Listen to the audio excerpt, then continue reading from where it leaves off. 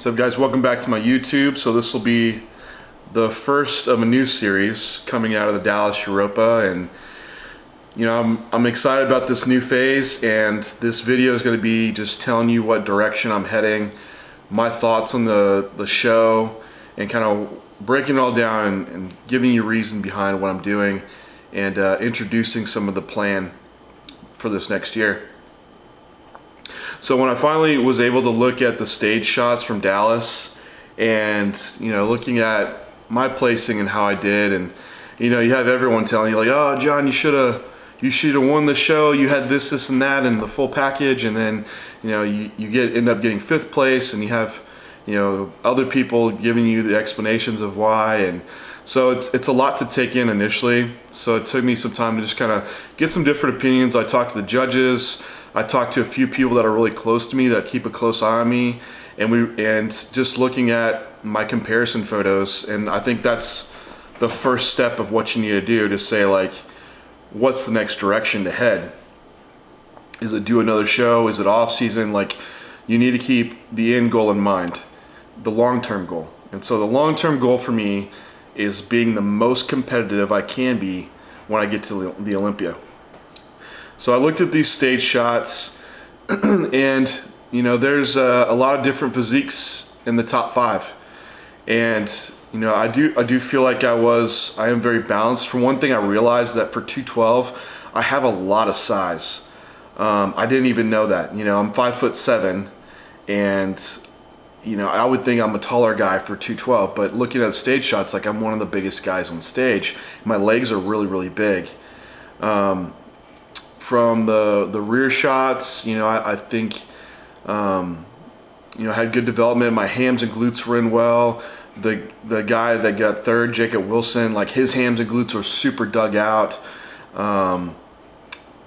2nd and 4th place, you know, Silvio Samuel, you know, they're pretty balanced. I mean, they had good conditioning, they had good muscularity, shape. There was a lot of really close physiques in it, and you have to weigh out things. The guy that won, Alex, he had a tiny waist. I think he ended up weighing like 190 pounds, but his waist was so small, and his shoulders were probably just as broad as mine. So his V-taper was very, you know, accentuated by that. And I think he really beat me in the front shots. If you look at the side shots and rear shots, I mean, I think side shots I could beat him, but in the rear shots, you know, you have to weigh out that V-taper. I was harder than him. So, you know, I look at all these things, I compare things, and so choosing to do another show. So the next show I plan to do was to do Chicago in 3 weeks. What can I really improve from that show to going to Chicago? That's what I have to ask myself, and I could come in harder, which that's the only thing I could really change. I can't change my shape and my size. I could change my posing. Coming in harder, 2 judges, they told me I could have been harder, which I think we could always try to be harder, but I think that's what would have like pushed me over the edge to move up my placing more, but not that I wasn't hard. Like I was harder than guys the guy that won the show, I think, in my opinion. So say I went to Chicago 3 weeks, I'm harder, and I say I win, say I get qualified for Olympia, then there's 10 more weeks to the Olympia. That still doesn't give me a lot of time to make any improvements besides bringing pretty much the same physique. Maybe harder, maybe we could make weight different and carb up different, but essentially the look isn't going to be much different. And that would be total for me 35 weeks on prep. So you have to weigh that in. You have to really think about this and think long term. How much time off would you need after being on prep for 35 weeks? And is it even a good decision to be on prep for 35 weeks? So to weigh it all out, my decision was to just go into off season, and that's what I'm doing. And what I want is to, when I show up to one of these, you know, starter pro shows like a Europa, Chicago, Vancouver, something like that, that I am just undeniably beat everyone, you know, and that's the look you want to bring to Olympia. It's like someone that gets nationally qualified and they go to nationals, you know, just because they're qualified. They're nationally qualified, but they're not necessarily national ready. And I feel like that's what I would be doing if I went to Olympia and I won a show where there was like the right lineup and the right judges. I want to be Olympia ready.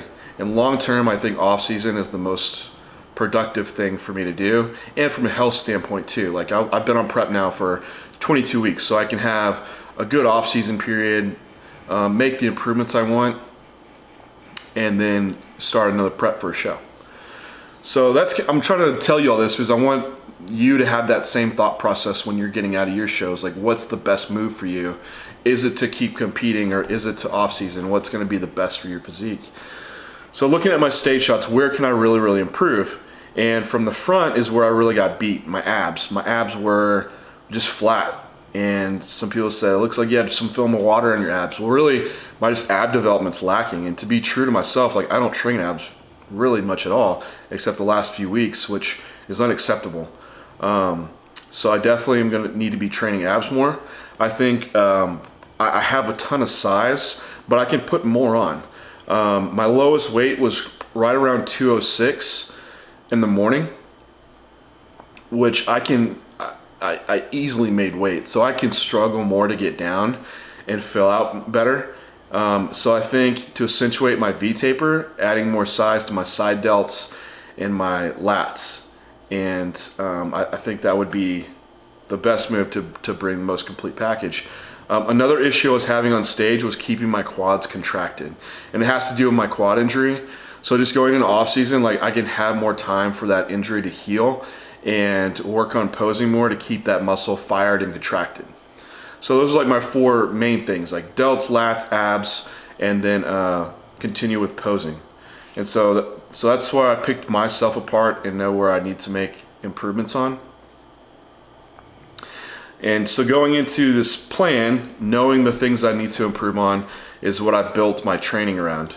And this video, I'm just going to talk about training because it's enough just to talk about without even getting into my diet. But I'm going to share my whole, because everyone asks me about how to do a rebound and how do you even start it. So that's like going to be its own video all on its own.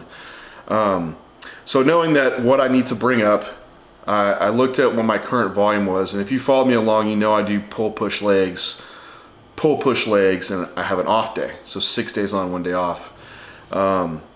So for my back training, I counted up my total number of work sets that I did, and I did that for every muscle group. And you can't just add more volume onto every single muscle group. You have to back down on things that are strong points, or you're just going to overtrain. So I know my chest has come up, so I could maintain or bring down volume somewhat on that. My legs are a real strong point. I had the biggest legs on stage. I can bring down leg volume and then add in more back and side front delt volume. So that was my plan. So going into this rebound phase, I'm going to be training 3 days on, 1 day off. It'll still be pull push legs.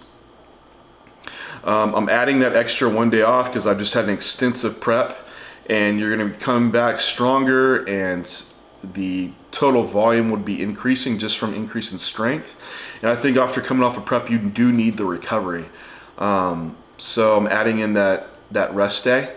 It'll still be a leg day with less volume, more quads and hams involved. I'll have my first pull day being focused on width, a second pull day on thickness, then my third back day will be on my leg day. So it'll be pull push legs, but that leg day used to be a ham glute day, so I'm going to do hams and back. And that, if you're watching this video, that's kind of what you're seeing going on in the background is my ham and back day, which I am kind of adjusting volume on the fly just off my recovery, because I planned something out, but I have to change it as I see fit and as my recovery is for this phase. So it's like I'll have 2 hamstring movements and 2 to 3 back movements, and I think they go well together. And you know, exercise selection and exercise order is very important when you're programming. So for instance, on my ham and back day, I'll start with the lat pull down to really fire my lats, fatigue them, so when I go into doing my Romanian deadlifts, I can feel my lats contracting better, and really emphasize on holding that contraction. It's more of an isometric contraction throughout, but at the same time I'm still working hamstrings. So there's some crossover there. So that's what I'm doing with my back training. For side delts and front delts, so for my push days are chest, shoulder, tri.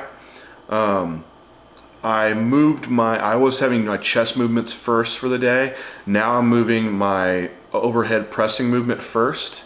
Then I'll do some chest movements. Then I will go into doing some side delt movements. And I have this new fit machine that can really activate a lot of muscle fiber and break a lot of muscle fiber down. So I'm going to be using the new fit a lot too, and specifically on my side delts.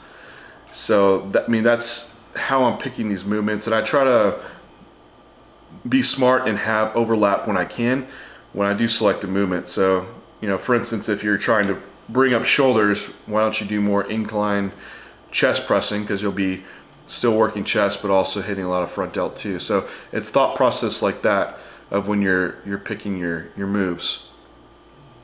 So that just sets up the basis for how I'm going to be training this entire off season, which will be addressing the weak points that I found on stage. And of course for ab training, if they're not sore, then I'm training them basically. I'm using that new fit machine as well because it's so much more effective to train, and you could actually get really good activation that way too. I'm going to keep cardio in, doing 5 sessions a week for 25 minutes, just not on my leg days. And then my plan is to just do 15 minutes of posing every time, holding vacuums, holding my quad contraction, and continue that throughout the whole off season. That's something I've never done. I usually get lazy on cardio, lazy on posing, and I don't train abs. So I'm just straight up, like, I know y'all see me train real hard, but this is straight up areas of weakness that I'm putting out there, so I'm gonna hold myself accountable to and do it for the whole entire off season remainder. So that's my plan initially. Like I said, I'll make another video that goes over my whole diet and what I'm doing some really cool stuff that I haven't done before. Pushing carbs hard on days and having 0 carb days, like a carb cycling approach. But I'll get into that more. I'm going to try to post all this on my blog, so you don't have to just hear me just talk about it. I'm going to have it so we all can have it in a readable format as well. So let me know if y'all have any questions. Leave it in the description below. I look forward to this off-season phase. For shows next year, I'm still thinking over what I want to be doing. If I want to pick something earlier, try to get qualified, or wait till later in the year. But regardless, all of 2018 is going to be dedicated to just growing and improving. I will talk to you guys next time.